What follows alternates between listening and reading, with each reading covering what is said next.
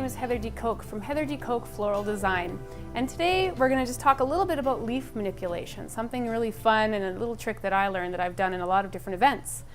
Here we have a beautiful hand tie. We've tucked some orchids right into the beautiful hand tie to give it some beautiful whites and greens.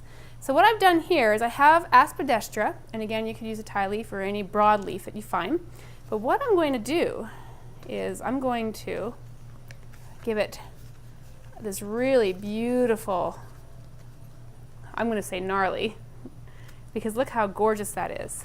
How did I do that, you ask? Well, I'm going to show you. It's very simple. You take your aspidestra and you take waterproof tape, which you can get at your local florist. And after a bunch of trial and error on this, I've learned that if you take your tape and tape the spine, the back spine of your aspidestra,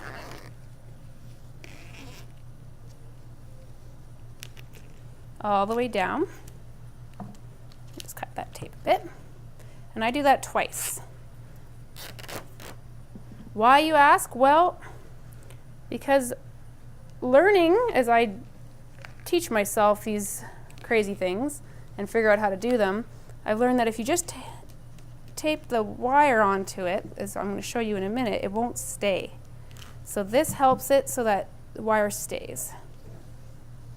There we go. So you have just a waterproof tape up the back spine of the aspidestra. Then you're just going to take some wire, nice long piece here, and start it from the top. Again, you're going to use your waterproof tape, and I just give it a whole wrangle out there. And you're just going to start from the top. Don't worry if it sticks out a bit. We always got our handy dandy clippers to clip them after, and just tape the wire onto the part you already used for waterproof tape. This is a really fun technique, and one thing about this, and you'll see in a minute, the more you do, the better of a visual impact you're going to have as far as leaf manipulation goes. So we're always looking for something different.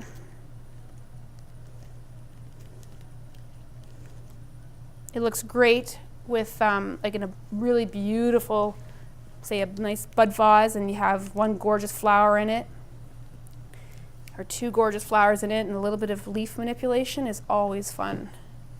And I have just a little bit up here. I'm going to trim that off.